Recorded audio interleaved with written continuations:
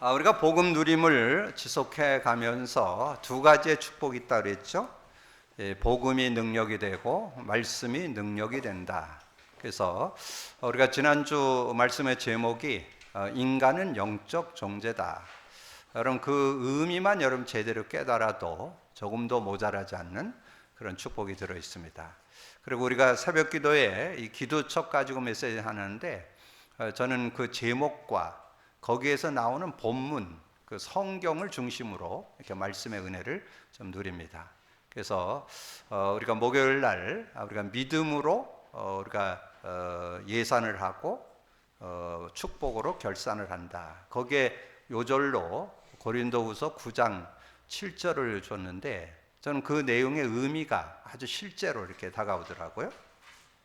각각 그 마음에 정한 대로 할 것이요 인색함으로나 억지로 하지 말지니 하나님은 즐겨내는 자를 사랑하느니라. 즐겨낸다는 말은 즐거움으로 낸다는 거예요. 그러니까 우리가 하나님의 은혜를 입고 하나님 사랑을 받았으니까 그냥 편안하게 하나님의 은혜를 이렇게 생각하면서 우리가 여러분 부모님들이나 이렇게 은혜 입었을 때 뭔가 이렇게 감사하고 하잖아요. 그래서 하나님 안에서 신앙생활도 같은 겁니다. 하나님에 대해서 우리가 은혜를 생각하면서 늘 이렇게 감사하는 그런 생활이 되어질 때 하나님 주시는 그런 은혜와 축복이 있다 하는 것을 우리에게 말씀해 주는 거죠. 그래서 저는 이제 주중에 삶을 살아가는 동안에 이 복음의 능력, 말씀의 능력을 삶의 모든 것을 이렇게 적용, 체험하면서 실제적인 그런 은혜를 누리고 있고요. 우리 교회가 세 가지를 실제화시키는 작업을 하죠. 복음 누림하기, 인간 문제와 답 그리기, 강단 사문을 적용하기. 특별히 여러분 그 인간 문제와 답 그리기를 여러분 이렇게 지속을 하시면 여러분 자신에 대해서 정확하게 진단이 됩니다. 내 문제가 뭐라는 거가 정확하게 진단되고 그리고 답이 나와요. 그러니까 실제적인 그런 답. 그래서 우리가 신앙생활 하면서 이 창세기 3장에 대한 문제, 그거와 답에 대한 것이 확실하지 않으면 그럼 신앙생활에 바른 응답을 받기가 어렵습니다. 그래서 우리가 복음 누림도 마찬가지지만 인간 문제와 답 그리기도 우리가 창세기 3장에서 빠져나왔지만 계속 그 속으로 회귀합니다. 그래서 창세기 3장을 우리가 인지해야만 천국 가는 날까지 창세기 3장의 영향을 계속 받아요. 그래서 그럼 거기에 대한 답을 우리는 분명히 갖고 있어야 되잖아요. 그래서 그 창세기 3장 문제가 뭐예요? 창세기 3장 1절 2절 근본 문제. 하나님을 떠나고 죄인 가운데 빠지고 사단에게 잡혔다. 그래서 영적 문제. 이 무화과나무로 치마를 해 입었다. 인간이 뭔가 노력을 하는데 그게 미신, 종교, 어떤 이렇게 인간의 어떤 그런 행위가 영적 문제를 가져온다는 거. 그리고 두려움에 빠졌다. 정신 문제에 대한 거를 어떻게 다 얘기할 수 없잖아요. 그 한 가지를 가지고 이 정신 문제를 설명해 주는 거고. 그리고 잉태고통, 수고고통, 가시덤불, 엉겅퀴. 그래서 여자는 잉태고통, 아기 낳은 사람들은 누구나 다 인정하더라고요. 얼마나 그게 고통스러운지. 그리고 남자는 수고고통, 가시덤불, 엉겅퀴. 야, 시대가 왜 이렇게 어려워질까? 국가가 왜 이렇게 어렵고 시대가 왜 이렇게 어려울까? 거기 나와요. 가시덤불, 엉겅퀴. 그리고 인간은 흙으로 태어났기 때문에 흙에서 취함을 얻었기 때문에 흙으로 돌아간다.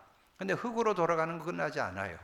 영원한 지옥으로 가게 되는 것을 말씀하고, 이 산자의 어머니 이제 자녀를 낳게 됐죠. 가인과 아벨 낳았잖아요. 그래서 그런 후손 문제, 이런 문제를 어떻게 해결하는, 인간의 노력으로는 불가능합니다.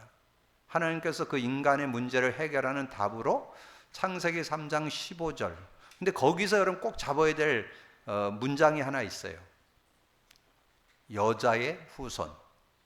여자의 후손이란 말은 여자에게서 난다는 얘기죠.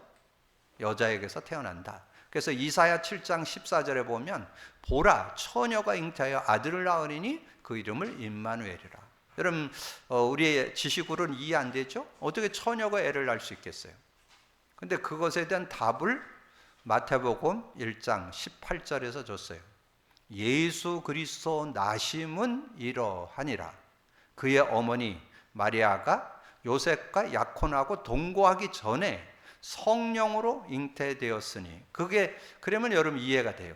아, 처녀에게도 성령으로 하나님이 성령 능력으로 역사하니까 아이를 가질 수 있구나, 이렇게 이해되잖아요. 그래서 여자의 후손 처녀 마리아가 아이를 낳았다. 그러니까 여러분 요 이해가 돼야 그런 천주교인들하고 대화할 때 바른 답을 줄 수 있습니다. 천주교인들이 마리아를 신성히 하잖아요. 근데 그거는 잘못된 거죠. 마리아는 하나의 도구로, 하나님이 하나님의 일을 이루는데 하나의 이렇게 도구로 인도받았기 때문에 어떻게 보면 정말 축복받은 여인이고 감사한 거죠. 그러나 마리아를 숭배하거나 마리아를 추종하면 안 돼요. 하나의 도구로 쓰임 받았기 때문에. 그리고 우리가 천주교 생각하면 또 생각하는 게 뭐예요? 자꾸 천주교의 행위를 강조합니다. 말씀보다는 행위. 그래서 삶을 이렇게 살아야 되고 저렇게 살아야 되고 뭐 바르게 살아야 돼요. 여러분 천주교인하고 대화해 보세요. 구원 받았냐면 어떻게 구원을 받냐? 아직도 선을 많이 행해야 구원받지. 여러분 한번 물어보세요. 틀림없이 그렇게 답합니다. 그래서 그 속에 있었던 신부였던 루터가 종교개혁을 한 거죠. 왜냐하면 우리가 믿음으로 구원받는데 자꾸 행위를 강조하는 그런 모습을 보면서, 그래서 믿음으로 구원받는다. 그게 루터가 붙잡은 언약이 로마서 1장 16, 17절이죠. 의인은 믿음으로 말미암아 살리라. 믿음으로 구원받는 거지 행위로 구원받는 거 아니라는 걸 그렇게 강조하는 그런 내용을 말씀해 주죠. 그래서 여자의 후손이 왔는데 그분이 예수죠. 예수. 그래서 아들을 낳으리니 그 이름을 예수라 하라. 이는 자기 백성을 저의 죄에서 구원할 자, 구원자, 구세주란 뜻이잖아요. 근데 예수에 대해서는 다 알아요. 역사 속에 오신 예수. 2025년 오늘 4월 13일이잖아요. BC, AD, BC, AD. 예수님 오신 후 지금 2025년 4월 13일 그렇게 얘기하잖아요. 그리고 역사의 주인공, 히스토리, 그분의 이야기가 역사 얘기잖아요. 그런 의미들을 갖는데, 근데 그분이 구원자, 구세주, 그 구주라는 뜻은 그 창세기 3장 문제에서 건져내는 분, 그 문제를 해결한 분. 근데 그 내용에 대해서 그게 그리스도죠. 그래서 예수님이 공생의 3년 동안 자신이 직접 예수님 오셨잖아요. 그래서 지금 12 제자들과 만나면서 물어본 거지 그거잖아요. 사람들이 나를 누구라고 하느냐? 뭐 세례요한 같다, 엘리야 같다, 예레미야 같다, 선지자 중에 한 분 같다. 그건 말 그대로 같다요. 그래 갖고는 구원 못 받아요. 그래서 예수님 묻잖아요. 너희는 이르시되 너희는 나를 누구라고 하느냐? 그때 베드로가 주는 그리스도시요 살아계신 하나님의 아들이십니다. 여러분 이게 신앙 고백돼야 승리할 수 있습니다. 그러면서 예수가 그리스도 되신 걸 믿는데 그리스도가 삶에 실제되는 그런 삶이 되어야 되는데 계속해서 말씀에서 확인해야 돼요. 그래서 오늘 세 사건이 나와요.